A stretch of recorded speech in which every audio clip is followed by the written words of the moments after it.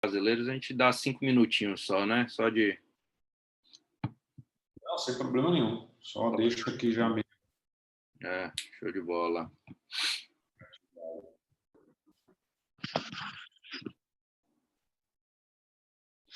Olá, pessoal. Boa noite. Boa noite, Abaeté. Guto, esse é o... Pronto, se apresente aí, Abaeté. Não, passando aqui só para agradecer mais uma vez aqui o doutor Gustavo, né, que está aqui com a gente hoje, discutindo esse tema de muita relevância. Muito obrigado aí por estar presente e agradecer também a todos os participantes aí. Daqui a pouquinho a gente vai estar começando, com certeza vai ser uma noite bastante proveitosa aí. Muito obrigado, Gustavo. Obrigado você, Abaeté. Obrigado aí pelo convite, você e o Edu. É um prazer aí estar participando.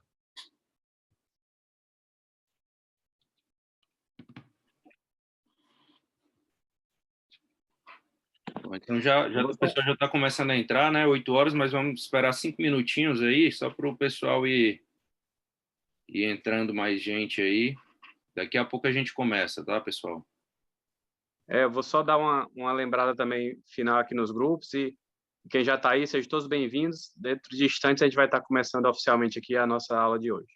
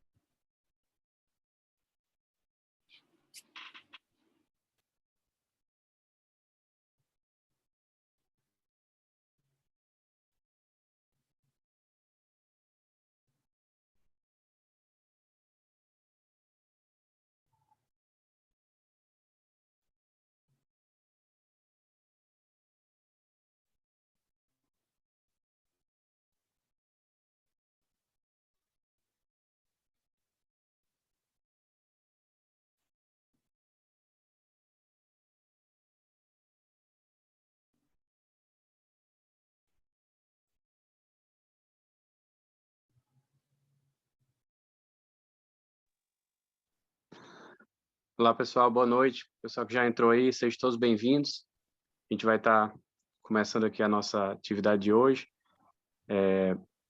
Vou passar a palavra aqui para o doutor Eduardo, que vai fazer a abertura oficial da nossa aula de hoje. Em seguida, ele passa para o doutor Gustavo, que é o nosso palestrante convidado aqui.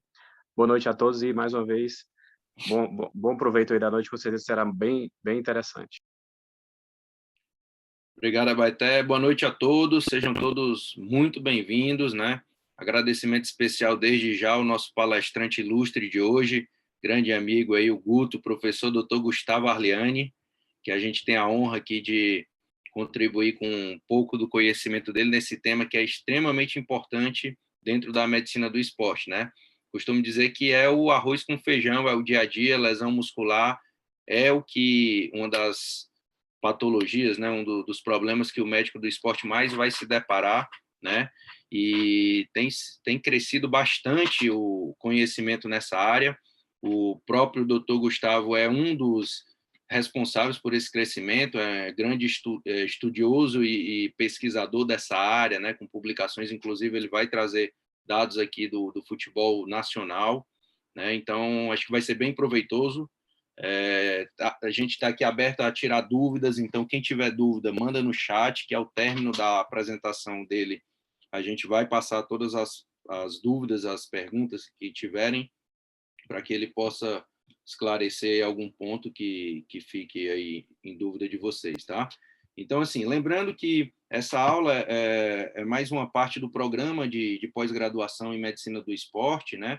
Que é um programa que a gente montou com bastante cuidado, bastante critério para proporcionar, né, grandes palestrantes, grandes aulas, temas bastante relevantes dentro da área da medicina do esporte. Então, a gente está trazendo aqui um tema extremamente relevante para que vocês conheçam um pouco mais da área, né? Vejam, e caso alguém tenha interesse em conhecer um pouco mais do programa de pós-graduação em medicina do esporte da gente, eu vou colocar o link no chat, é só clicar, lá tem todo o programa, depois você dá uma olhada com calma, tá bom? Então, vamos lá apresentar aqui o professor Gustavo. Então, para quem não conhece, o professor Dr. Gustavo Arliani, ele é membro do comitê do Comitê Médico da Federação Paulista de Futebol, é coordenador da Prevent Senior Esportes e Ortopedia da Prevent Senior e é membro do Centro de Traumatologia do Esporte, o CET, da Unifesp, Escola Paulista de Medicina. Então, é com grande honra que eu agradeço mais uma vez sua participação, Guto, e te passo a palavra aí, tá? Bom, Edu, eu que agradeço aí o convite, né, do programa de vocês aí da pós-graduação para poder estar participando aí, colaborando, trocando experiência aí com vocês e com o público de vocês. E acho que vai ser bem enriquecedor mesmo. A ideia aqui é eu fazer uma apresentação sobre lesões musculares voltadas no esporte, né, mais voltadas ao futebol, que é onde eu acabo também militando um pouco mais. E a ideia é que a gente possa também, durante e no final, discutir esse tema que é super importante, que nem você comentou aí no dia a dia aí de quem trabalha com o futebol e com o esporte, né? Então, eu vou começar a apresentação, ela vai iniciar falando um pouquinho sobre as lesões musculares no futebol e esse estudo, esse trabalho que a gente fez na Confederação Brasileira de Futebol, né? A gente vem fazendo desde 2016, e aí depois eu vou seguindo no final da apresentação, falando um pouquinho mais do diagnóstico, dos fatores de risco, do tratamento das lesões musculares como um todo, tá bom? Então, a ideia é apresentar um pouco das lesões musculares aqui no Brasil, iniciando a apresentação com os dados, né, da Confederação Brasileira de Futebol. Esse trabalho ele foi desenvolvido, ele iniciou em 2016, então ele já tem 5 anos, né? Foi quando a gente sempre quer fazer alguma apresentação internacional, né, no congresso da FIFA, em qualquer outro congresso, a gente procura, né, de dados próprios nossos e a gente não tinha, né, dados de lesão no futebol nacional. E aí a gente falou, pô, o Brasil é o país do futebol e a gente tem tantos jogos, tantos atletas de ponta, tantos campeonatos, e quando a gente vai apresentar uma aula, fazer uma apresentação, a gente não tem um dado da nossa realidade, né? Isso chamou a nossa atenção e foi a partir dali que a gente iniciou esse trabalho de mapeamento de lesões, tanto no futebol paulista como também no futebol brasileiro, através da Federação Paulista de Futebol e da Confederação Brasileira de Futebol. O Edu, inclusive, tem participado aí com o Ceará e outros médicos de clube. Eu vi acho que o Fábio Nove aí do Santos também, que também tem ajudado e tem sido fundamental aí na coleta desses dados todos, né? E aí a gente uniu forças do Comitê Médico da CBF, associado também ao pessoal da TI, né, da CBF, para que a gente pudesse montar um software, né, o Edu conhece esse software, que é através do qual a gente consegue captar todos esses dados que eu vou apresentar. Em relação às lesões musculares, mais especificamente as lesões do futebol, mais especificamente as lesões musculares, a gente sabe da imensa importância, né? Quem trabalha com esporte, com futebol, sabe o quão prevalente como todos nós, né? Essa lesão para todos nós.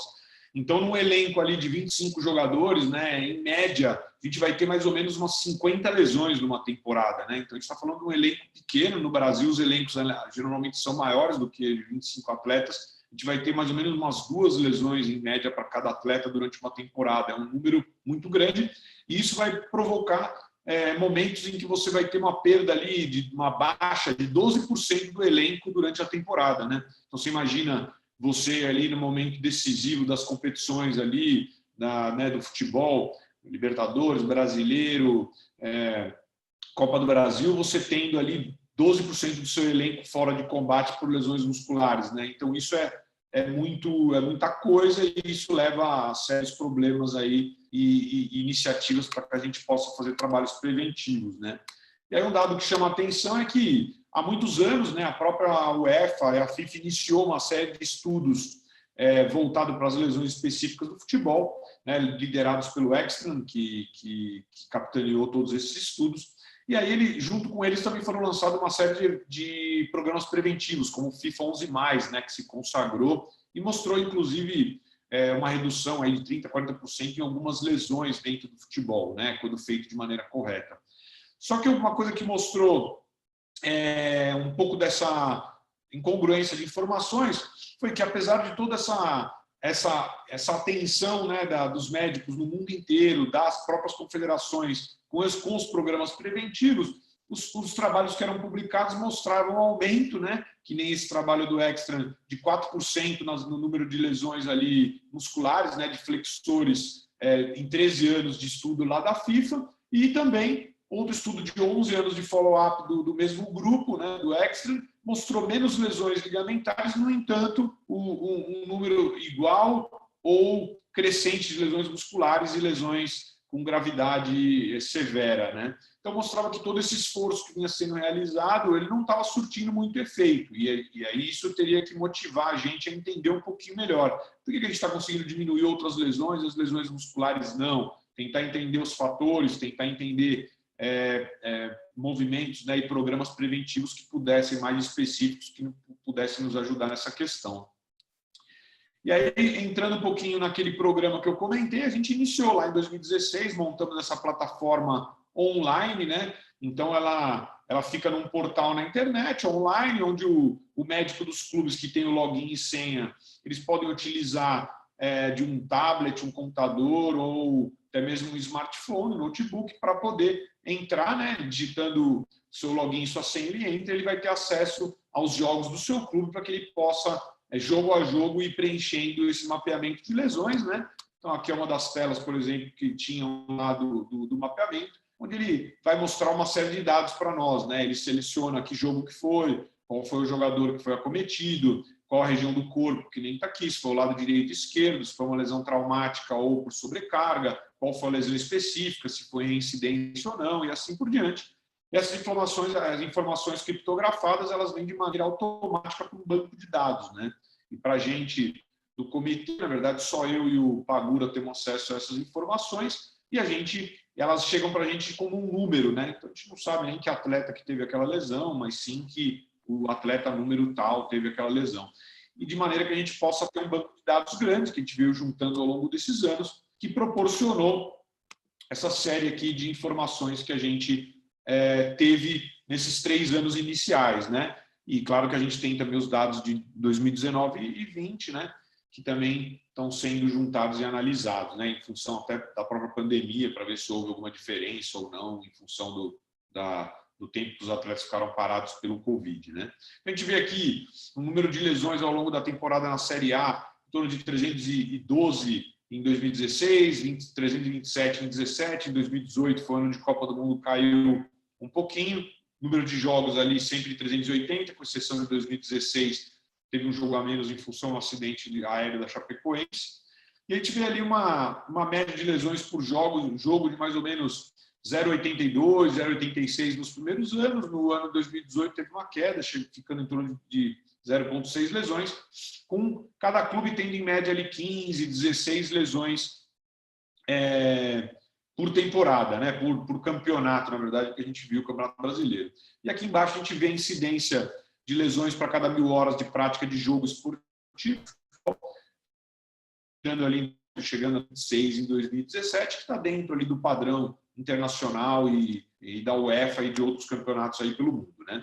Falando mais especificamente a respeito das lesões musculares, né, que é o foco aqui da apresentação, no total de 1.663 lesões nesses 3 anos, né, em 2.279 jogos, a gente teve 582 lesões musculares, né? Isso a gente vai ver mais para frente, vai dar aproximadamente aí 1/3, né, de todas as lesões que ocorreram ao longo desses 3 campeonatos brasileiros foram lesões musculares, né?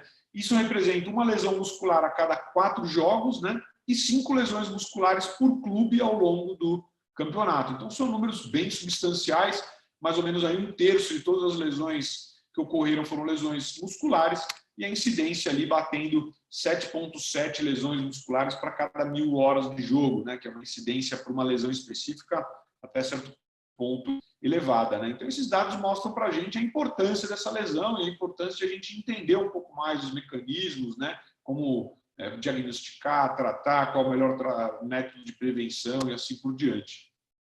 A gente buscou entender um pouquinho mais onde elas aconteciam, por quê, né? E a gente viu que tinha uma pequena diferença entre a Série A e a Série B. Na Série A a gente tinha um pouquinho mais, concentrava um pouco mais essas lesões musculares, então elas ficavam com 54%, e a Série B 46% das lesões, né? Não teve diferença estatística, mas o que a gente viu é que a Série B ela acabava tendo um pouquinho mais de lesões traumáticas, né? Entorses, contusões, fraturas. Isso fez com que as lesões musculares ficassem um pouquinho abaixo do que ocorre na Série A, mas estatisticamente não houve diferença entre as séries, né?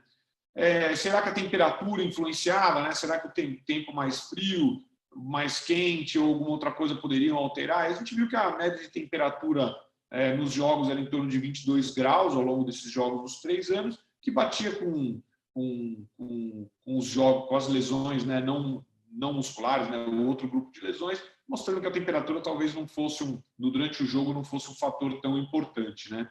E a gente viu que a média de idade desses jogadores, sim, né, era os jogadores que tiveram lesões musculares, eles tinham em média 27 anos, né? E a gente sabia que a média dos atletas, né, que disputavam o Campeonato Brasileiro, ele gira em torno de 23 a 24 anos, mostrando que talvez, assim como outros trabalhos mostram, a idade, né, seja um fator de risco importante aí para que as lesões musculares ocorram, com pacientes com mais idades estando mais propensos e com mais risco desse tipo de lesão. A gente também tentou entender um pouquinho, né, em relação às rodadas, né? Será que essas lesões elas acontecem mais no primeiro turno, segundo turno, ao longo da temporada, onde elas seriam mais frequentes, visto que a gente tinha a hipótese de que talvez no final do campeonato, no segundo turno, naquela reta final, a gente tivesse talvez um maior número de lesões por fadiga, cansaço dos atletas, né? E o que a gente encontrou foi bem diferente, né? A gente viu que 60% das lesões aconteciam no primeiro turno do campeonato e só 40% das lesões musculares aconteciam no segundo turno do campeonato. O que chamou bastante atenção, porque era um pouco diferente do que a gente imaginava. Isso houve diferença estatística entre esses dados, né? E a gente chegou à conclusão que talvez, né, essa concentração ali durante o primeiro turno ela aconteça em função do maior número de jogos, né, o maior acúmulo de campeonatos nessa fase do ano, né? O primeiro turno do Campeonato Brasileiro normalmente começa ali para maio, junho, né, normalmente num calendário normal, e ele vai ali até agosto, setembro, e o segundo turno depois inicia e vai até o final do ano. E nessa fase ali de maio, junho, julho, agosto, você tem muitas vezes atletas que acabaram de sair de finais do campeonato estadual e que estão jogando Libertadores, muitas vezes Copa do Brasil, muitas vezes o Campeonato Brasileiro, tudo junto. Então, talvez essa sequência de jogos seja talvez mais importante do que o final da temporada, que era o que a gente esperava que fosse um fator de risco mais severo para essas lesões musculares. Em relação aos atletas, né, a gente viu aqui que a maior parte das lesões aconteceram em atacantes, né? Isso faz sentido, visto que as lesões musculares com estiramento normalmente acontecem em atletas de explosão, né? A gente vê que os goleiros praticamente não têm lesões musculares, só 4% das lesões aconteceram nos goleiros, e no resto das posições ela ficou bem distribuída, enquanto que os atacantes, talvez pela característica, pelo gesto esportivo realmente de sprint, tenham tido mais lesões musculares, né? Em relação à lateralidade, a gente não encontrou nenhuma diferença, foi exatamente igual, né? O lado direito e o lado esquerdo, mostrando que talvez o membro dominante não seja algo tão importante, né, de lesão. E dentro do período de jogo, né, a gente também tentava entender um pouquinho, será que essas lesões musculares elas se concentram mais no primeiro tempo, segundo tempo, que parte do primeiro e do segundo tempo? E a gente também, assim como a literatura, acreditava que as lesões talvez fossem mais comuns no final do primeiro e do segundo tempo, mas não foi o que a gente observou, né? A gente observou uma maior parte das lesões ali no terço médio, né? No terço médio ali do segundo tempo do jogo, né? Entre o minuto 61 e 75, né? E um dado interessante, 40%, pouco mais de 40% das lesões aconteciam nos 30 minutos finais da partida, né? O que é um dado importante até do ponto de vista para o departamento médico e técnico, visto que se um jogo, por exemplo, lá do Ceará tiver decidido, lá o Ceará está ganhando de 3-0 e já está com 15, 20 minutos do segundo tempo, pensando nesse tipo de dado, por exemplo, o treinador poderia fazer algumas substituições de atletas julgados mais importantes para o time ou que estão mais cansados. Dessa forma, ele poderia, com esses 30 minutos finais, retirando esses jogadores, ele poderia estar evitando, aí, por exemplo, algo em torno de 40% das lesões, que é um número bem significativo. Então, são informações que trazem dados, né, até para não só para a parte médica, mas também para a parte da comissão técnica em si. Em relação a se o jogo das lesões tinha acontecido em casa ou fora de casa, a gente não encontrou diferença entre eles, visto que a gente encontrou 47% das lesões nos jogos fora de casa e 53% dos jogos em casa, não houve diferença estatística, mas o que a gente observou que dos jogos realizados fora de casa, aí sim, jogos onde a distância percorrida para o jogo foi maior do que 800 quilômetros, o que é uma realidade não tão incomum no Brasil, que é um país continental durante o Campeonato Brasileiro, né? Então você imagina o Ceará do Edu, toda vez que ele vem jogar contra um time aqui no Sul e Sudeste, ele com certeza percorre mais de 800 quilômetros, né? Então a gente vê realmente ao longo do campeonato esses times que percorrem uma distância maior durante o torneio, encontrando mais dificuldade e tendo que fazer até um trabalho de recovery ali maior para que esses jogadores se recuperem mais rápido e que tenham uma prevenção melhor em termos de lesões. Em relação ao grupamento muscular acometido, né, a gente já sabe que os isquiotibiais, adutores, quadríceps e o tríceps sural são os mais acometidos no esporte de maneira global e também no futebol, isso não é diferente. Mas o que esse trabalho mostrou é que os isquiotibiais realmente dominaram o cenário, aí, quase metade das lesões aconteceram na região posterior da coxa, com o grupo dos adutores vindo em segundo lugar e o quadríceps e o tríceps sural vindo ali, respectivamente, em terceiro e quarto lugares, mostrando ali a importância da prevenção, principalmente das lesões da musculatura posterior de isquiotibiais, né, flexores do joelho.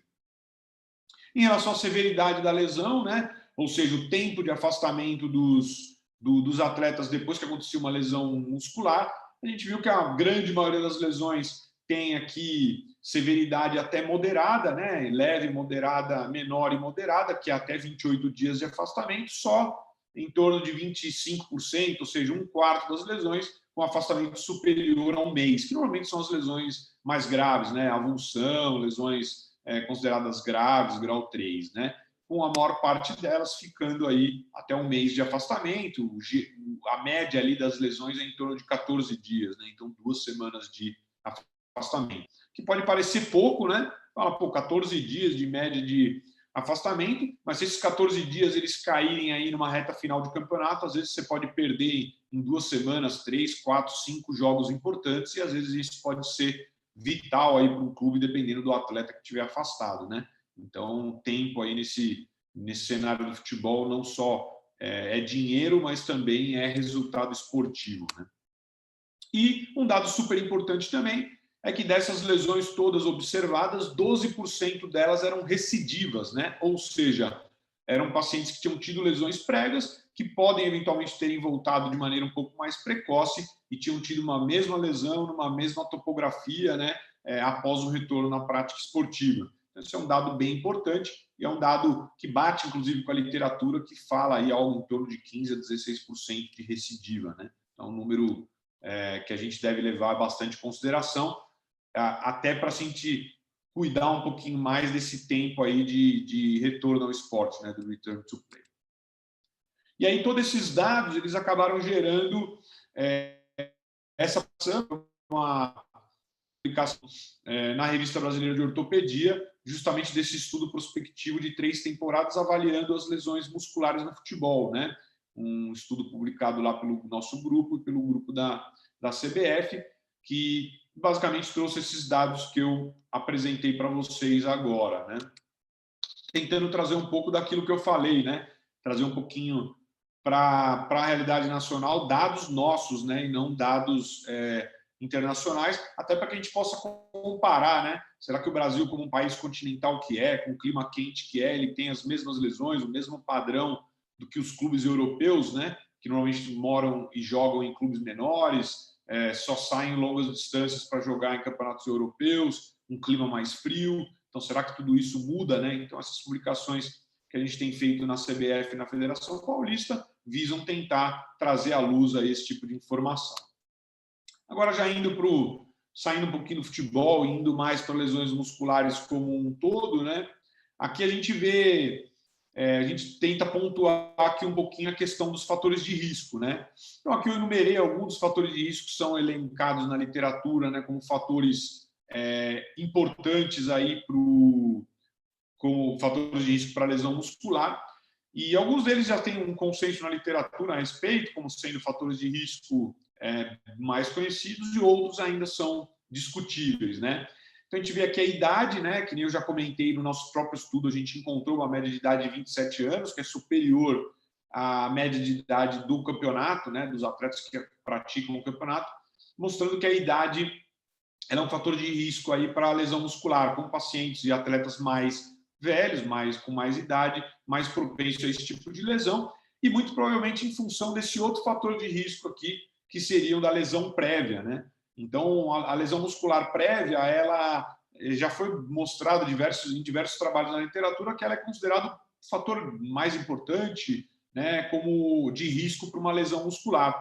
Então, é natural que um atleta que tem uma idade maior ele tenha tido outras lesões ao longo da carreira, e com isso esses dois fatores eles meio que se somam, né? Então, um atleta com mais idade ele tende a ter tido mais lesões musculares prévias, o que o expõe a uma situação, a um risco maior de ter uma lesão muscular.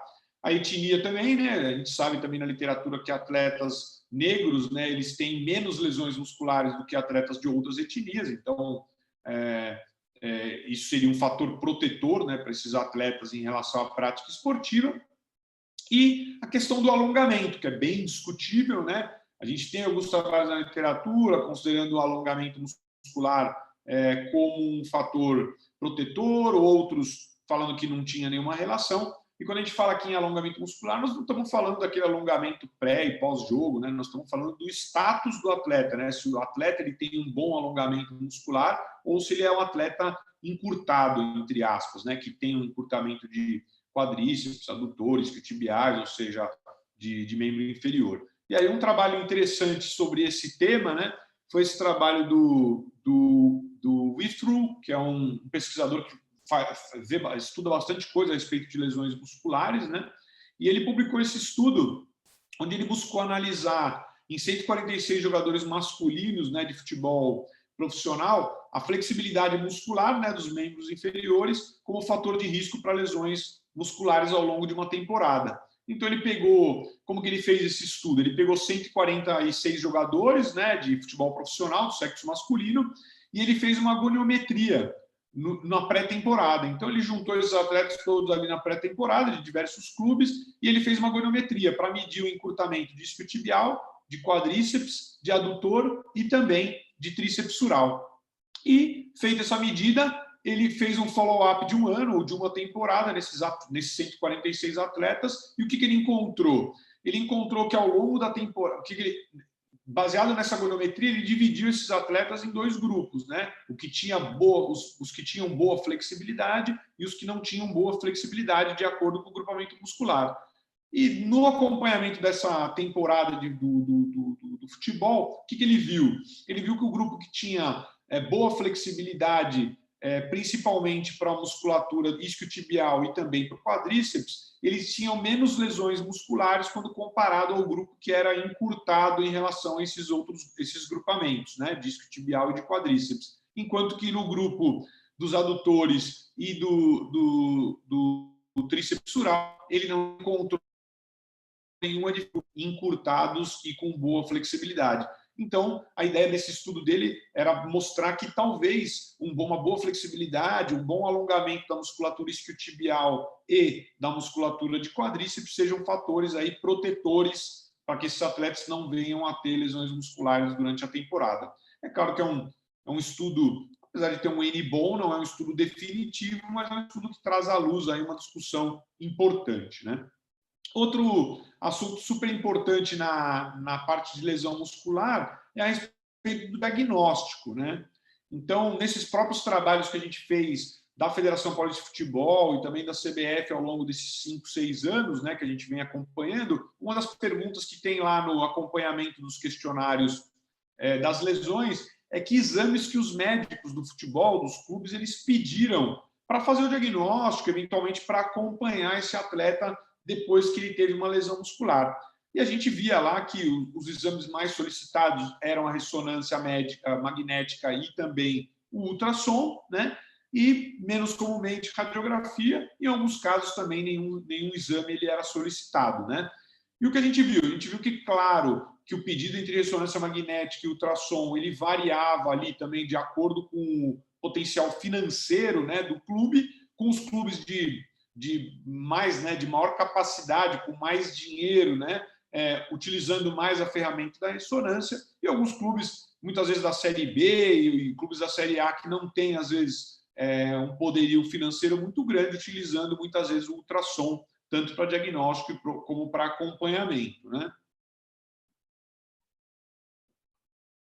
E aí vem aquela grande discussão, né? Qual exame é melhor? Tem algum que ele é melhor para diagnóstico, para acompanhamento? Qual que eu devo pedir? Tem diferença? Não tem? E o que a gente vê na literatura hoje é o seguinte: a ressonância magnética ela tem vantagens e desvantagens, né? Então, a ressonância magnética é um exame mais sensível e específico, então ela vai trazer mais informações ali para o médico do esporte a respeito da lesão. Então, a localização, o edema que tem impede lesão, se teve alguma avulsão, não teve. Então, ela é um exame mais sensível, mais específico, que traz mais informações para o médico. Ao mesmo tempo, ela é melhor em algumas regiões, né, do corpo. Então, pensando, por exemplo, numa lesão proximal, discotibial, numa avulsão ali na região do isquio, muitas vezes o ultrassom tem dificuldade, né, de acessar uma profundidade tão grande como essa. E aí, muitas vezes, a ressonância nessas topografias de mais difícil acesso ao ultrassom, elas são bem indicadas, né? Outra vantagem da ressonância magnética é em relação à classificação, né? Você pode ter algumas classificações que utilizam cortes axiais, né, da ressonância para tentar medir um pouco a área, né, o percentual de área da lesão, para que você possa utilizar a classificação, né? Então, a classificação mais antiga e mais clássica, ela fala em lesão do tipo grau 1, grau 2 ou grau 3, leve, moderado e grave, né? De acordo com os sintomas e de acordo com a área, ele mede justamente isso. Uma lesão grau 1, ele fala que seria uma lesão com até 5% das fibras, né, daquele grupamento muscular acometidas. Já uma lesão grau 2 entre 5% e 50% e uma lesão grau 3 com mais de 50%. É claro que isso é muito difícil de você mensurar, né? Porque quando você faz um corte axial, por exemplo, da coxa, para ver a área discotibiais que foi acometida, às vezes tem muita área de edema em volta, principalmente na fase aguda da lesão.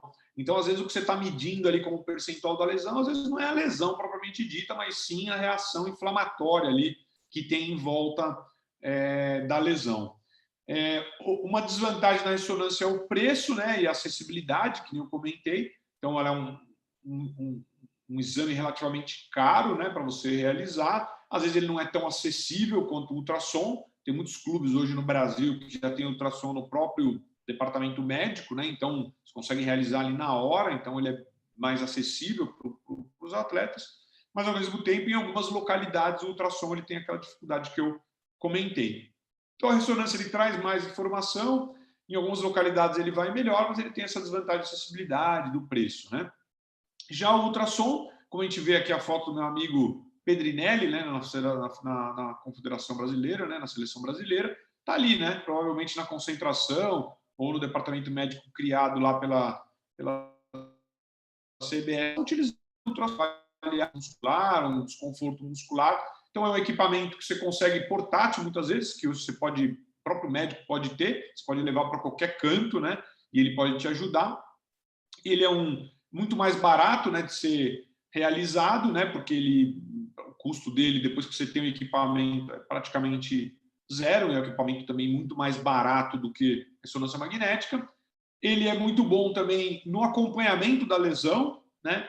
Então, você tem uma lesão, para você ficar repetindo ultrassom a cada semana, por exemplo, para ver área de fibrose, ver área de edema, de hematoma, é muito mais fácil, né? Muito mais simples do que você ficar repetindo uma ressonância, né? Que demora mais tempo. Ele também não é um exame, a ultrassom você pode pedir para o atleta movimentar ali durante o exame, coisa que na ressonância você não consegue fazer. O ultrassom ele pode te ajudar a guiar uma punção, por exemplo, de um hematoma, que a gente vai ver mais para frente. Então, o ultrassom ele tem essas vantagens em relação à ressonância, embora ele tenha uma desvantagem que ele é menos sensível e específico, ele traz menos informações e, ao mesmo tempo, ele é examinador dependente, visto que nem todos os profissionais, embora hoje vários ortopedistas, médicos do esporte têm feito treinamentos e também cursos para poder manusear e entender as imagens do ultrassom, mas nem todos ainda têm, e os que dependem do laudo, né, do colega radiologista, ele é examinador dependente. Se o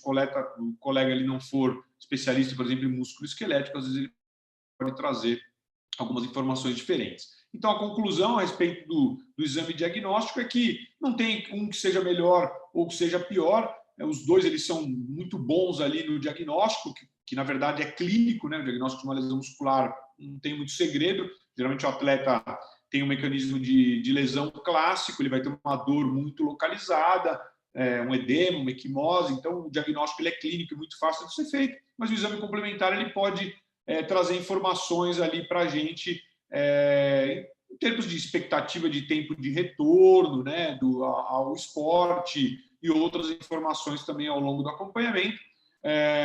O ultrassom ele tem essa facilidade para ser realizado e também ele pode ser feito de maneira dinâmica, enquanto que a ressonância, talvez, como exame inicial, traga mais informações, mas para acompanhamento talvez não seja um exame mais indicado. E aí esse trabalho ele é bem interessante, o trabalho publicado esse ano, inclusive, né, onde eles tentaram avaliar um pouquinho o valor, né, do sinal ali de intensidade da ressonância magnética, né, o STIR, no retorno ao esporte, né? Depois, e também na relesão, estimativa de relesão, em atletas que tinham tido lesão muscular discotibiais, né?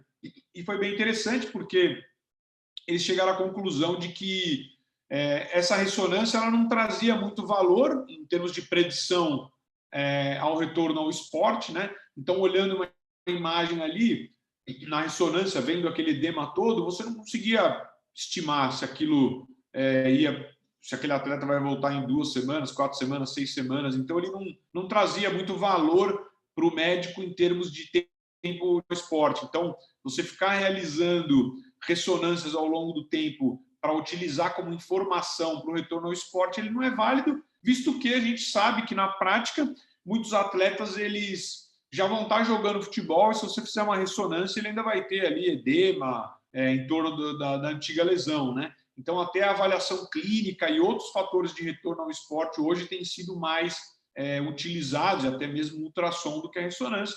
E esse trabalho mostrou justamente isso, né? Que ele não tinha grande valor para predizer o tempo de retorno ao esporte, ou seja, olhando aquela ressonância, eu libero ou não libero aquele atleta, não tinha tanto valor. Então, ele falava justamente isso, né? Que encorajava ali os médicos a abandonar, a deixar a ressonância de lado na decisão ali de retorno ao esporte, utilizando outros fatores, né, como a parte clínica, o arco de movimento, a força, um exame isocinético, eventualmente outros exames como fator mais importante do que o exame subsidiário em si, né? No entanto, ele mostrava ali um pouquinho ali de predição, mostrando ali na parte de relesão, né? Então, esse estudo ele mostrava, como a gente já vem discutindo, que a ressonância talvez ela possa ser pedida no início para o diagnóstico, mas que para o acompanhamento, para o retorno ao esporte, ela não tem tanta validade. Já em relação ao diagnóstico, né, e saindo do diagnóstico e vindo mais para a parte de classificação, que embutido aí junto, né, a gente tem desde da classificação mais antiga e mais clássica, que é aquela que eu comentei, né, que é muito usada, né, nos clubes e também no dia a dia, que é uma lesão, você fala até, é uma lesão muscular grau 1, grau 2, grau 3, né? O repórter lá, quando ele vai entrevistar o Edu ou algum médico do futebol lá, ele sempre pergunta isso, né? Ele fala, pô, o atleta tem uma lesão muscular, mas e aí? É uma lesão grau 1, grau 2, grau 3, é leve, moderada, grave, que é o jargão que o jornalista e o repórter eles já conhecem aí do tempo, né, de acompanhamento do esporte. Mas é uma classificação que, embora seja utilizada hoje, ela já vem sendo menos utilizada que antigamente, porque foram surgindo outras classificações mais rebuscadas, com mais detalhes ao longo do tempo, né? Então, essa classificação de leve, moderado e grave, baseado nos sintomas e também no percentual de acometimento da fibra, vem sendo utilizada, mas um pouco menos. Uma das classificações que surgiram ao longo do tempo foi a classificação de Munique, né, que foi publicado por esse grupo aí de Alemanha, né, um grupo alemão, e ele dividia basicamente as lesões musculares em dois grupos, A e B, né? E no grupo A ele colocava as lesões musculares indiretas, né? Ou seja, sem trauma, e o grupo B era as lesões musculares diretas, onde você tinha trauma, que era a contusão e a laceração. E aí, dentro desse grupo indireto, ou seja, do grupo classificado como A, ele dividia as lesões em lesões musculares funcionais, né? Ou seja, sem lesão estrutural no exame de ressonância magnética, por exemplo, e as lesões estruturais, que eram aquelas onde você observava realmente uma lesão ali no exame, né? E aí, dentro desse grupo de lesão muscular, né, de desordem muscular funcional, ele dividiu em tipo 1 e tipo 2.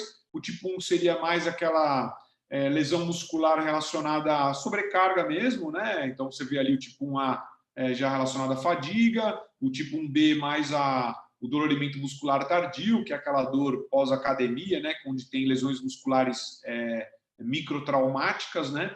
E o tipo 2 já seria uma desordem muscular mais voltada para a parte neuromuscular, né, envolvimento neurológico nesse tipo de lesão. E aquela classificação mais antiga que a gente usava, ela entra aqui como nas lesões musculares estruturais, onde no exame você vê a lesão muscular propriamente dita, né?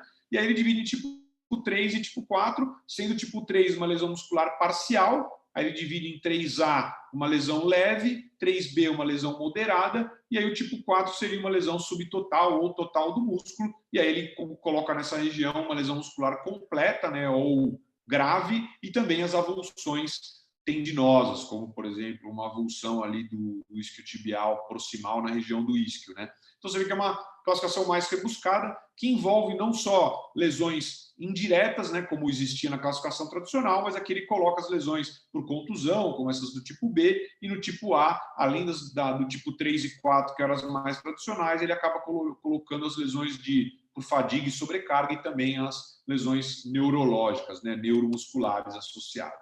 Né?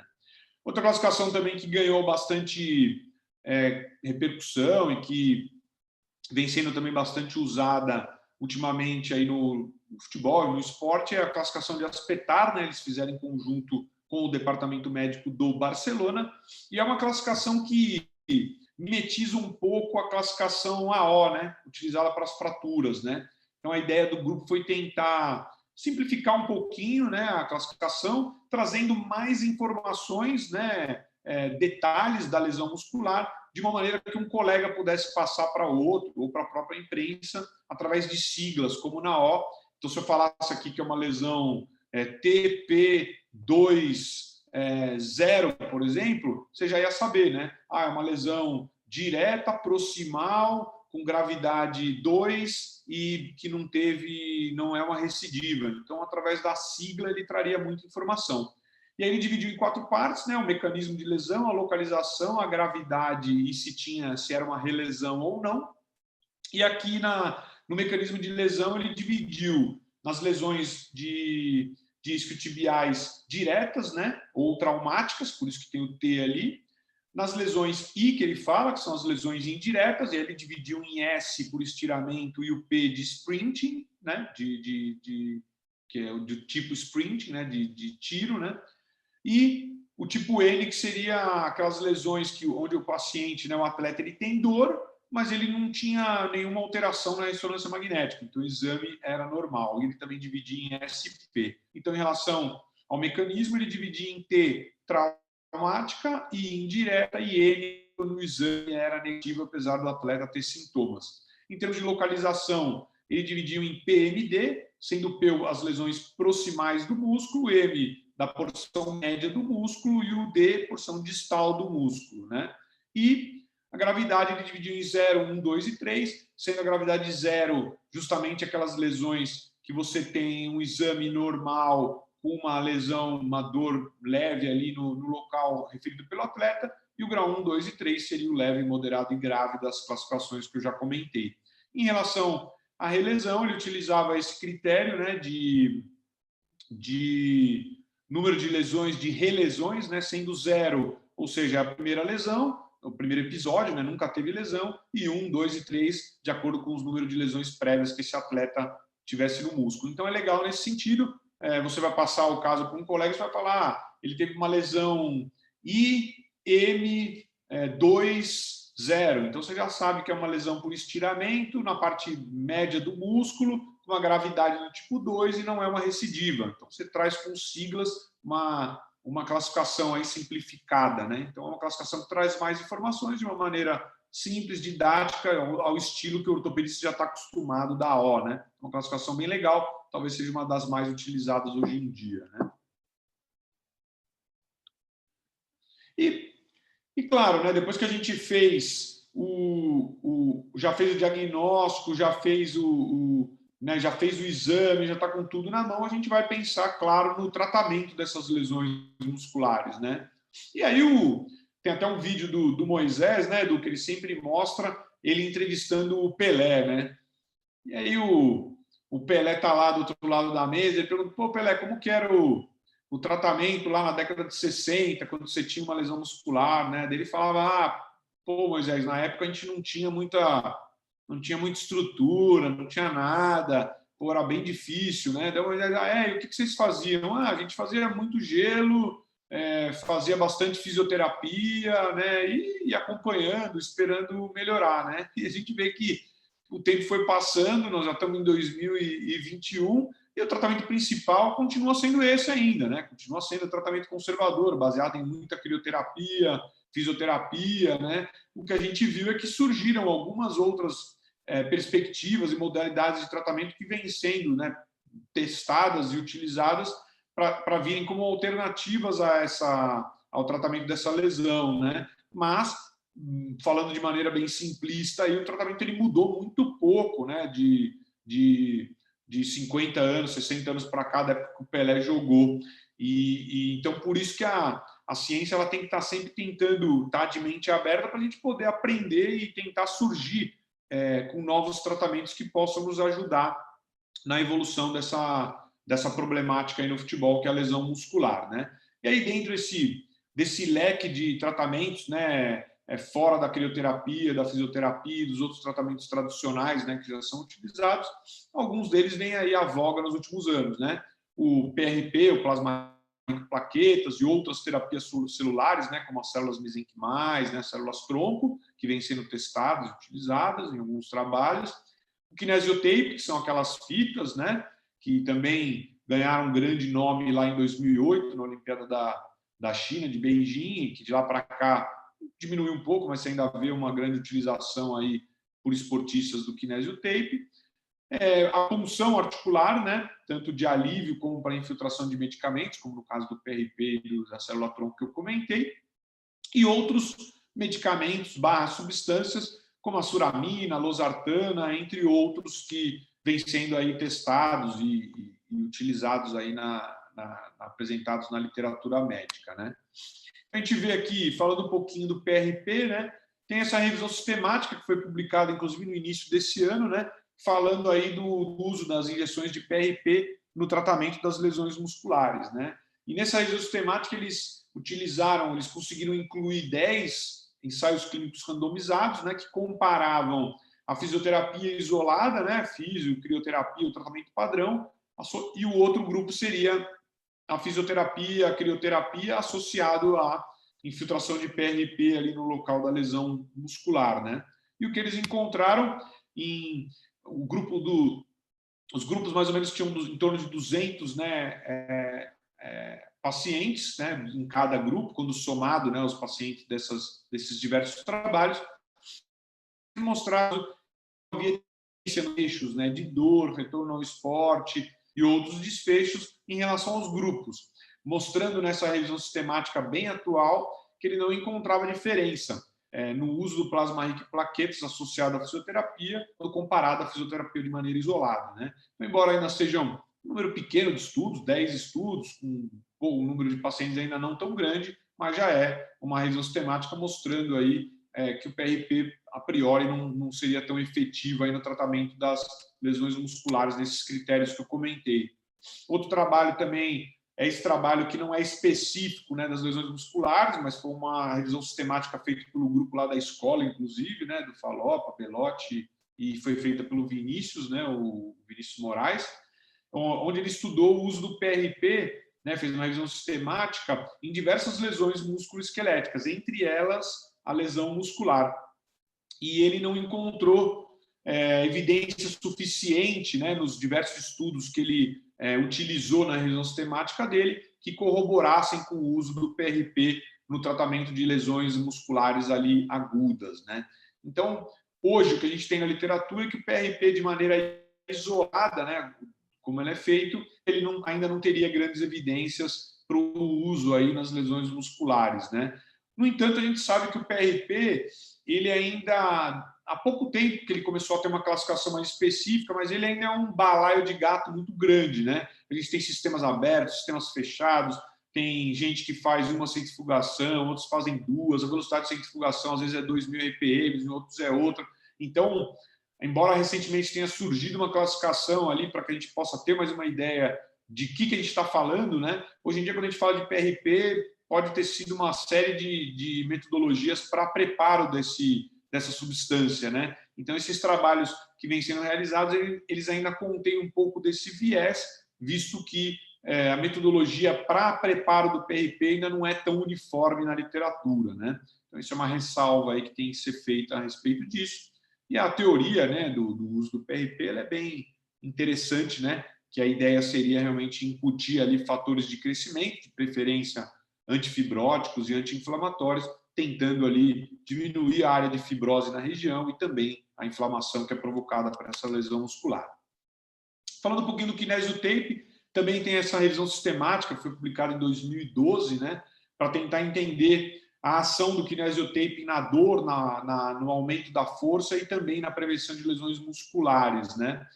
E o kinesiotape, ele foi uma fita que foi desenvolvida pelo Kenzo, né? Ele era um quiroprata japonês que desenvolveu essas fitas e ele fez uma série de estudos utilizando o kinesiotape e os estudos do Kenzo mostraram melhora da dor, melhora da função, melhora da força e até mesmo alguma capacidade de prevenção nas lesões musculares quando realizada uma técnica específica que ele ensinava, né? No entanto, isso até 2008 ela tinha algum uso, né, que era grande já, mas com o uso dos atletas, né, onde as empresas distribuíram essas fitas em 2008 em Beijing para os atletas, isso se popularizou de uma maneira muito grande e a gente teve uma época aí de um boom, né, do uso do kinesiotape no futebol, em todos os esportes.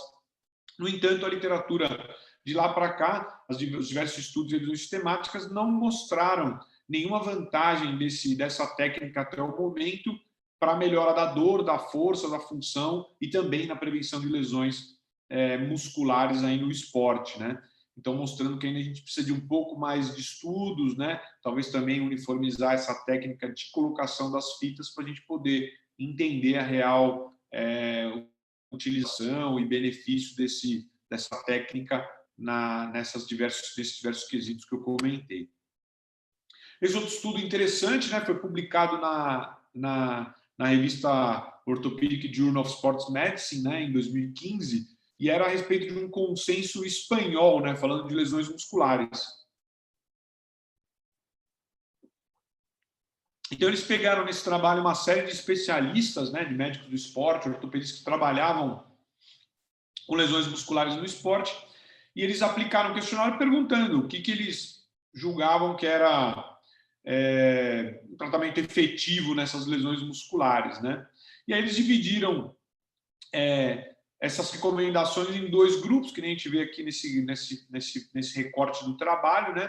Onde eles falavam em tratamentos que eram unanimidade entre os médicos lá da Espanha que trabalhavam e as medidas que eram fortemente recomendadas, ou seja, a maioria daqueles médicos acabavam indicando como tratamento e como forma ali na evolução e no tratamento das lesões musculares. Então a gente vê, né, na unanimidade ali, o Price, né, que a gente fala, o protocolo Price, ele é consagrado, né, a gente vê que ali é uma unanimidade, então a crioterapia, a elevação, o repouso, não imobilizar, fazer analgesia, tudo isso que é consenso, ele foi unanimidade, e aqui a gente vê como recomendado, né, de maneira forte por esse grupo, a bandagem, né, compressiva ali para que já é feita hoje, né, você vê o atleta hoje tem uma lesão, ele já vai para o banco, já colocam o plástico lá de cozinha com uma compressa de gelo grande, já fazendo ali o gelo com elevação e compressão ali naquele momento zero ali da lesão, né?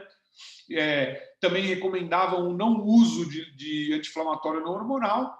Isso vinha em função de alguns trabalhos, né, que tinham sido publicados que falavam da possibilidade do uso de anti-inflamatórios, eles, principalmente se usados por mais de 5 dias, que eles gerassem ali um tecido pior ou eles dificultassem o tempo ali para cicatrização, remodelação e retorno ao esporte. Por quê? Qual era a ideia por trás disso, né? Os autores eles advogavam que o processo inflamatório que é formado ali depois de uma lesão muscular, ele tem uma importância grande, né? Por quê? É através desse processo inflamatório que o organismo ele vai trazer macrófagos, fatores de crescimento e outras células que vão ser responsáveis depois por fazer ali a limpeza do local, né, da necrose, das lesões que aconteciam pela lesão muscular e que também iam trazer ali fatores de crescimento para que ocorresse a neoangiogênese e outros fatores que são importantes para regeneração do tecido muscular. Então, quando você bloqueava toda aquela cascata inflamatória, os estudos mostravam que você poderia estar bloqueando ali um processo de reparo, né, de qualidade de regeneração. Então, por isso que esses médicos, aí, baseados nesses estudos, advogavam ou não uso, ou uso por um período muito curto de tempo de anti-inflamatórios não hormonais, privilegiando analgésicos nessa situação, né? Carga, né, que eles falavam, não dá carga, uso de biorreguladores inflamatórios, falavam da utilização do ultrassom ali, realização ideal em torno de 2 a 3 dias depois da lesão, né? Eventualmente imobilizando, já fazendo a mobilização da articulação e do movimento de acordo com o tolerado. E um dado bem interessante era a questão da drenagem do hematoma, né? Caso ele fosse sintomático, tivesse um volume ali na região. Isso é um dado interessante porque era algo que vinha sendo discutido, que vinha sendo questionado, né, pelos médicos. Pô, será que vale a pena ou não vale a pena você puncionar um hematoma quando você encontra ele ali no ultrassom, por exemplo, né? E quando fazer isso e a partir de que volume, né, seria possível essa realização. Aí o nosso grupo, ele inclusive fez um estudo que foi onde 2 grupos, né, de pacientes que tiveram lesões musculares com hematoma. Num grupo desses atletas que foram 11 e outro 9, num grupo foi feito a punção guiada pelo ultrassom e no outro não foi feita a punção, foi feito só a fisioterapia e o tratamento convencional. E o que a gente viu nesse estudo, apesar de um N pequeno, um follow-up também que não era tão longo, ou seja, o estudo tinha alguns vieses, mas era um estudo inovador, ele mostrou que o tempo para retorno ao esporte ele foi menor no grupo onde você fazia a punção do hematoma quando comparado ao grupo que você não puncionava esse hematoma e fazia só fisioterapia, crioterapia, né? E aí a ideia, né, a conclusão, a discussão que a gente teve nesse estudo foi que quando você tinha um hematoma muito grande, talvez aquele hematoma ele dificultasse a cicatrização ali do local, né, da lesão, e que quando você fazia uma punção ali no local, além de você aliviar a dor do paciente, que era algo que a gente percebia, principalmente hematomas muito grandes, você talvez facilitasse, deixasse ali um scaffold, um arcabouço melhor para que aquela regeneração e aquela reparação acontecesse ali na fibra muscular, né? Só que a gente também viu que hematomas menores de 10 ml, eles eram muito difíceis de serem puncionados, mesmo guiado pelo ultrassom, né? Então, a gente viu que só hematomas realmente maiores ali do que 10, 15 ml que a gente conseguia realmente fazer uma punção efetiva. E um dado interessante que a gente via realmente dor ali aguda, o alívio do atleta quando você fazia o esvaziamento desse hematoma, ele era bem importante. Em alguns casos, esse hematoma ele retornava, né? Ele recidivava, mas de uma menor monta do que da primeira vez, e aí você poderia até realizar uma nova punção. Qual que era o problema, o risco? É um eventual risco de uma infecção, por exemplo, né? Na hora que você está puncionando, você levar algo ali para o hematoma, mas ao mesmo tempo, você deixar um hematoma, ele também passa a ser um risco de uma infecção, visto que ele é um meio de cultura ali para bactérias que possam ocorrer uma infecção local. Então, foi um estudo bem interessante que a gente fez na época, e hoje em dia a gente acha que se você tiver um hematoma grande aí na região, que seja puncionável, acesso fácil pelo ultrassom, é interessante muitas vezes você fazer essa punção de alívio no local.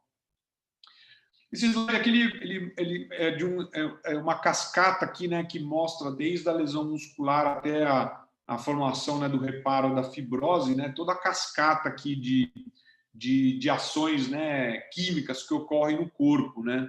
E claro que aqui o intuito da apresentação não é aprofundar muito nesse processo como um todo, mas a ideia aqui era mostrar que esses medicamentos que eu vou discutir na sequência, como a suramina e o losartan, eles atuam numa parte dessa cascata, né? Então, quando você tem uma lesão muscular, basicamente o que acontece? Tem um processo inflamatório intenso na região, com formação de edema, hematoma, uma série de fatores inflamatórios chegam ali na região, uma série de macrófagos vão para a região, os macrófagos do tipo M1 e M2, sendo os M1 mais inflamatórios, né? Então a gente vê aqui interleucina 6, às vezes tem interleucina 10, o TNF-alfa, que são fatores mais inflamatórios, né? Enquanto que o macrófago do tipo 2 ele já é anti-inflamatório e ele também, esses macrófagos, ele tem uma função de fazer uma limpeza ali no local, né? Então é como se tivesse um acidente de carro, bate, quebra ali um monte de vidro, um monte de estilhaço e precisa vir alguém que vai fazer toda a limpeza da rua, tirar o óleo, tirar esses cacos de vidro. A mesma coisa acontece na lesão muscular e os macrófagos fazem essa função de limpeza da região, né? Então ele vai tirar as células mortas, as células necróticas, vai tirar toda aquela, entre aspas, sujeira que aconteceu na região e vai preparar o terreno para que os fatores de crescimento cheguem ali, comece toda a atividade de neoangiogênese, os vasos vão chegar com outros fatores de crescimento, né, anti-inflamatórios e outros fatores que vão gerar, inclusive, o processo de reparo com a formação de fibrose que é inerente do processo, né? Só que a gente sabe que a formação de grande, né, de uma fibrose ali na região é ruim, visto que a fibrose ela tem uma característica diferente, ela não tem a contratilidade de uma fibra muscular, que poderia, inclusive, expor esse atleta a uma nova lesão, caso a área de fibrose fosse muito grande. Então, algumas linhas de estudo estão hoje calcadas nisso, né, na tentativa de você atuar em algum lugar dessa cascata de maneira que você diminuísse a fibrose, né? E a suramina e o losartan, e o decorin, elas entram nesse início aqui da cascata, onde eles bloqueiam aqui o TGF-beta. E com isso a ideia é que essa cascata ela não progredisse de maneira a formar menos fibrose lá no final, né? Outras substâncias são utilizadas também, atuam aqui na folistatina e também na miostatina, né? De maneira que ele tenta bloquear um pouquinho aqui desse TGF-beta, né? Através dessa cascata aqui, e aí com isso o fibroblasto formaria menos fibrose ali na região. Dito isso, o grupo do Johnny Hoard, né? Que ficou em Pittsburgh muito tempo e agora, se eu não me engano, ele está junto com... Acho que ele está com o Laprade atualmente, se eu não me engano, mas o Johnny Hoard ele é talvez um dos maiores especialistas no mundo, né, desse tipo de estudo de terapia celular, né, principalmente voltado para lesão muscular, para músculo, né, e a gente teve inclusive a oportunidade de trazê-lo aqui para o Brasil, o Johnny Hoard, num congresso de 20 anos do SET, né, alguns anos atrás, e ele é um cara realmente sensacional, talvez o melhor, o cara que mais sabe disso aí no mundo inteiro. E ele vem publicando, né, e publica uma série de trabalhos sobre essa temática. Então, se vocês procurarem lá no PubMed, né, Hoard, Johnny Hoard, vocês vão encontrar uma série de trabalhos sobre essa temática.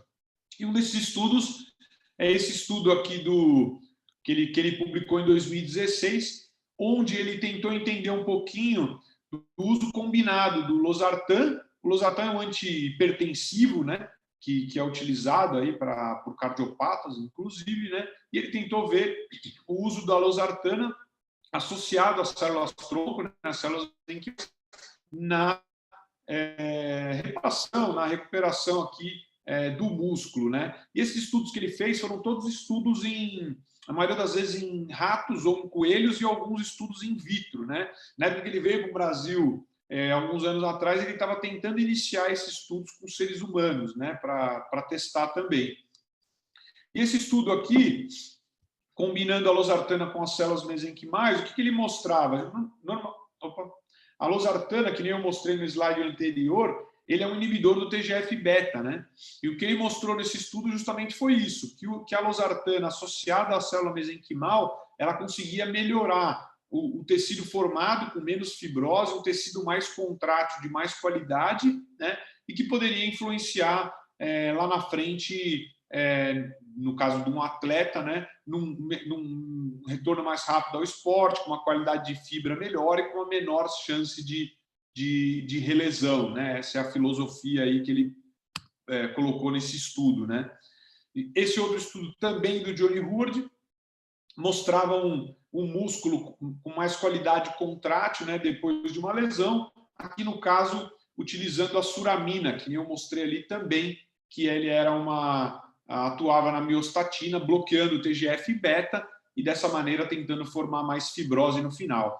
E esses estudos todos do Johnny Hoard mostraram justamente isso, que a losartana, o suramin, isoladamente ou em associação com PRP, com outra terapia celular, eles tinham essa capacidade de diminuir a formação de fibrose, melhorando ali a qualidade do tecido final, aumentando a capacidade contrátil e, com isso, teoricamente, diminuindo uma chance de relesão ou de algum outro problema lá na frente, né? Então, a gente vai ter que esperar a cena dos próximos capítulos para ver se no ser humano isso funciona bem, visto que a dose que ele usava lá em ratos, né, era uma dose que para o ser humano ia ser uma dose relativamente alta, né? E que possivelmente poderiam ter alguns efeitos colaterais. Então, esse era um grande desafio que ele ia ter que encontrar, né?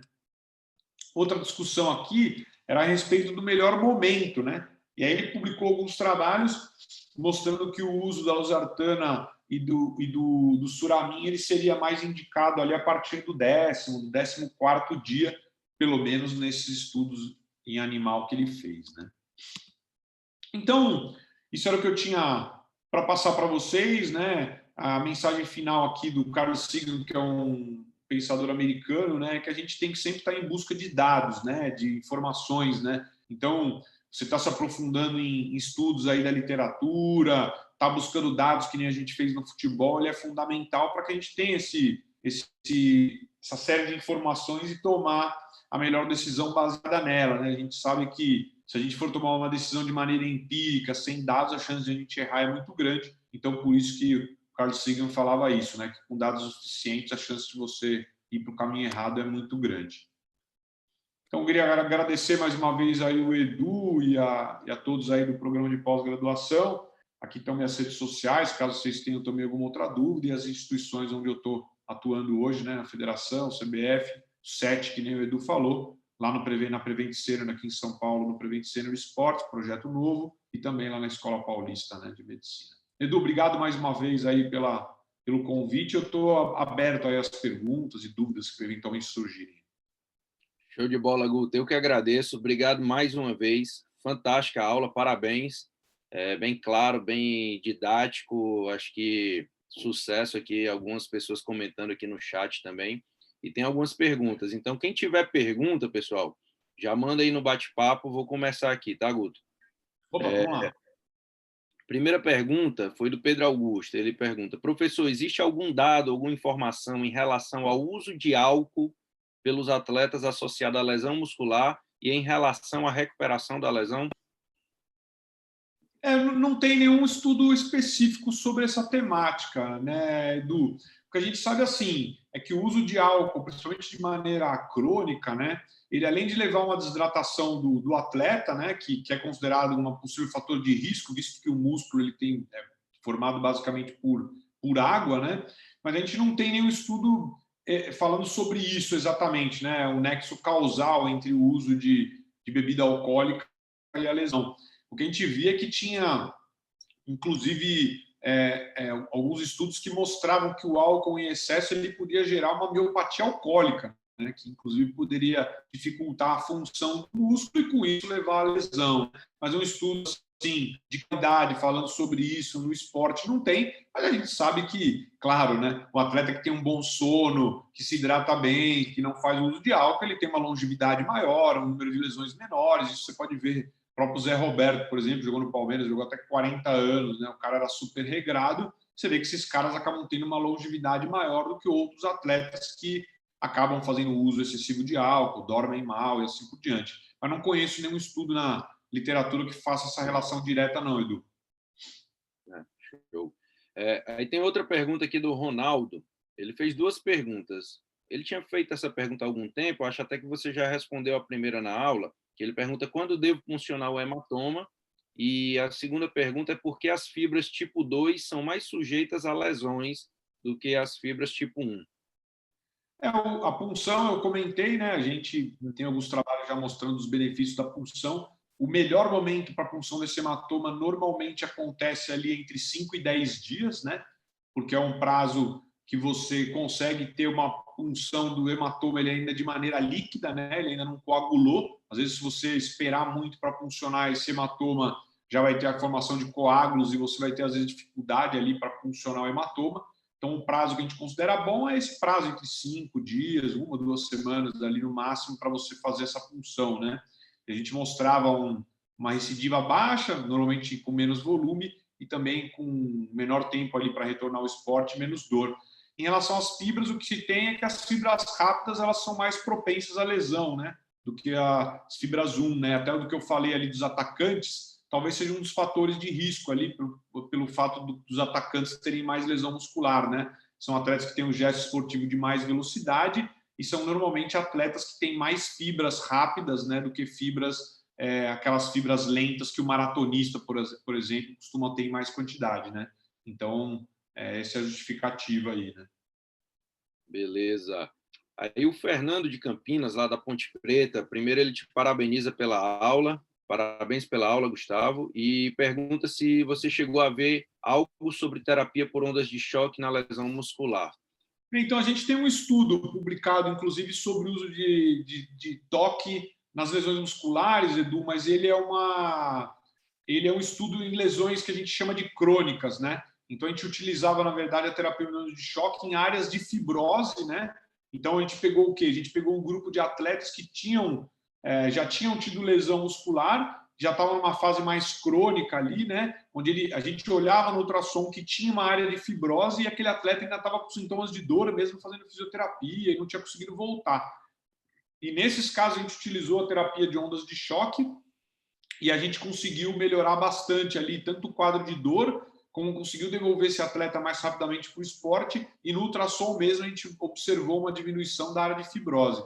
Então a gente achou que utilizar a onda de choque na fase aguda talvez não fosse uma boa ideia, porque a onda de choque por si só ela acaba criando, né? São ondas mecânicas que acabam criando um processo inflamatório ali na região. Então a gente achava que na fase aguda, onde você já tem uma inflamação, você utilizar a onda de choque, talvez você estivesse levando mais inflamação ali para o local, então a gente não achava uma boa ideia, mas que na fase crônica da lesão, onde já estava no processo ali de reparo e de remodelação, para atuar na fibrose, né, tentar diminuir a fibrose, a gente achou que era interessante, e esse estudo que a gente publicou mostrou justamente isso. Então, para a fase aguda, a gente não tem nenhum estudo, mas a gente não considera uma boa ideia, e na fase mais ali de reparo, a fase final, a gente encontrou bons resultados, sim, com a terapia de ondas de choque. Ótimo. Acho que casa até com a pergunta seguinte aqui, que é do Frederico. Boa noite. Algum estudo sobre o uso do EP? Para quem não conhece, o EP como até ele coloca no chat, é a eletrólise percutânea, né, intratecidual, intratrissar. Né? Ele pergunta sobre o EP nas lesões musculares. Edu, eu não tenho experiência, tá? Então, eu não sei se você já utilizou, já viu alguma coisa, eu não sei, eu nunca... A gente tem usado, começou a usar recentemente aqui, inclusive a gente faz guiado por ultrassom, né, como o método preconiza mesmo, o Abaeté, que estava aqui mais cedo na aula, ele faz guiado por ultrassom, e a gente tem utilizado mais ou menos na linha da onda de choque, como você bem falou, para lesões crônicas, lesões de fibrose, e assim, a gente tem lá na clínica, a gente não tem no time, no Ceará, tá? Mas a gente chegou a fazer em alguns atletas que tinham a indicação mais clássica. Hoje mesmo acabei vendo um que teve uma redução importante na área de fibrose. Tem alguns trabalhos, depois a gente pode até disponibilizar, tem alguns trabalhos, e a gente está construindo a nossa experiência aqui, né, baseado na literatura. Estamos pegando a nossa casuística aqui, mas sendo bem indicado, eu acho que vai muito com uma onda de choque, sabe? Se tem uma área de fibrose grande, ele ajuda a diminuir um pouco essa área, talvez ajudar na recidiva, evitar uma recidiva de lesão, né? Mas acho que ainda cabe muito estudo nessa área, eu acho que é uma promessa, é promissor, mas ainda cabe muito estudo. Mas tem sim, depois a gente pode até disponibilizar esses estudos. O Tá? que eu acho é o seguinte, né? Você tem dois caminhos ali na lesão muscular. Um deles é a prevenção, né? Então você vai tentar ali fazer tudo o possível e impossível para esse atleta não ter a lesão muscular. Então você vai trabalhar lá todos esses programas preventivos que a gente comentou, os exercícios nórdicos, né? Fortalecimento, alongamento. Você vai trabalhar de tudo lá para que esse cara não tenha uma lesão. Mas a partir do momento que você teve essa lesão, eu acho que a grande chave para o tratamento, que é o que todo mundo vem tentando trabalhar, é você tentar formar uma fibrose menor possível ali no local, né? Por quê? Diferente do processo, depois que ocorre uma fratura, você tem uma fratura no úmero, o tecido que vai formar ali cicatricial, né, na consolidação óssea, ele é exatamente o mesmo que existia anteriormente e que existe do outro lado. Então, a chance de você ter uma fratura num úmero consolidado e no outro, ela é igual, o tecido formado ele é igual. Na lesão de tendão, de ligamento e também na lesão muscular, o processo é um processo de reparo, né? Então, assim como você tiver um corte na pele, você vai formar uma cicatriz, lá no músculo você vai formar a cicatriz, que é o processo de fibrose. E quanto maior essa lesão de fibrose, teoricamente é uma área não contrátil, uma área meio anômala que você vai ter no meio do músculo e que vai ter uma grande chance de ser um fator predisponente para que aquele atleta tenha uma relesão ou uma lesão muscular na região. Então, a diminuição dessa área de fibrose ela é fundamental para que você retorne esse atleta de uma maneira mais precoce e também com menor risco de ele ter uma nova lesão. Então, acho que todas as técnicas hoje, você vê, né, eu falei do suramina, do losartano e tudo mais, elas visam isso, tentar minimizar ali o estrago provocado, né? É isso aí, até porque a lesão muscular é fator de risco para uma nova lesão muscular, né? Então, essa é a linha mesmo aí, né, que a gente tenta seguir. E tem uma última pergunta aqui, Guto, do Ronaldo, sobre a quantidade, se existe uma quantidade de volume mínima para puncionar um hematoma na lesão muscular. Então, que nem eu comentei na apresentação, na nossa experiência aqui, a gente via, quem foi que fez? Foi o Ronaldo, né? Ronaldo, a gente via que hematomas menores de 10, com volume menor de 10 a 15 ml, é muito difícil de você funcionar. Então, a gente olhava lá no ultrassom, você achava lá a área do hematoma, você ia com a agulha guiada pelo ultrassom no meio do hematoma e você puxava e ele não vinha hematoma, um volume muito pequeno, né? 10 ml é metade de um copinho de café, menos da metade de um copinho de café. Então, um volume pequeno, né? Em compensação, quando você pegava aqueles hematomas grandes, você colocava a agulha lá dentro do hematoma, você não precisava nem puxar o êmbolo da seringa, a própria pressão do hematoma já drenava meio sozinho. Então, o corte que a gente viu na época, na nossa experiência, era algo em torno de 10 a 15 ml ali. Menos que isso é bem difícil de você funcionar. E o ultrassonografista, ele media lá. Então, na hora, ele já até falava. Ele olhava no ultrassom e falava, ó, esse hematoma tem mais ou menos uns 20 ml. Aí você falava, opa, dá para funcionar. Quando ele falava que tinha uns 10 ml, você até pode ir, mas às vezes vai ser mais difícil você conseguir a punção. Entendi. Show de bola. Pessoal, quem quiser ver mais informações aí sobre o programa de pós-graduação em Medicina do Esporte, ver como é que é o programa, o cronograma todo, tá no link aí no chat, tá? Cliquem aí, vejam lá, tiver dúvida, manda lá no WhatsApp, no e-mail, tem todos os contatos lá da equipe toda, tá? Queria agradecer mais uma vez, Guto. Fantástica a aula, fantástica, muito boa mesmo. Tirou bastante dúvida aí de todo mundo, com certeza.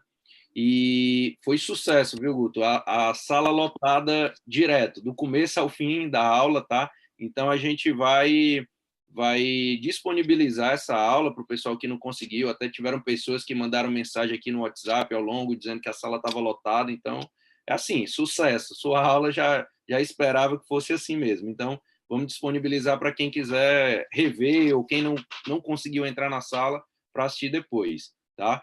Parabéns pela apresentação. Obrigadão mais uma vez, viu?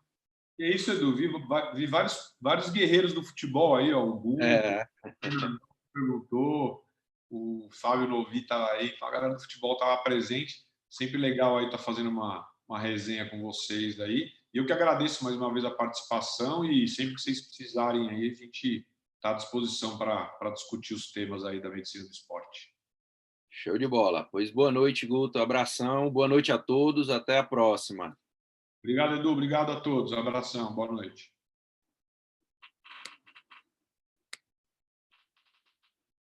Só aí, Edu.